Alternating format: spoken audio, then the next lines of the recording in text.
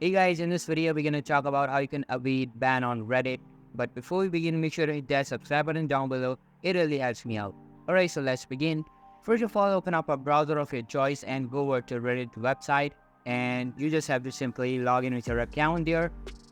Anyways, after that, there will be Reddit policy shown to you, and scrolling down will lead you to the policy rules by Reddit. By carefully reviewing and comprehending the Reddit policy and subsequently familiarizing yourself with the specific rules are implemented by Reddit, you can acquire the knowledge necessary to effectively navigate the platform without facing the risk of being banned. And by understanding and following to these policies and rules, you can ensure that your actions and contributions align with the expectations and guidelines set forth by Reddit, thereby minimizing the likelihood of facing any measures such as ban.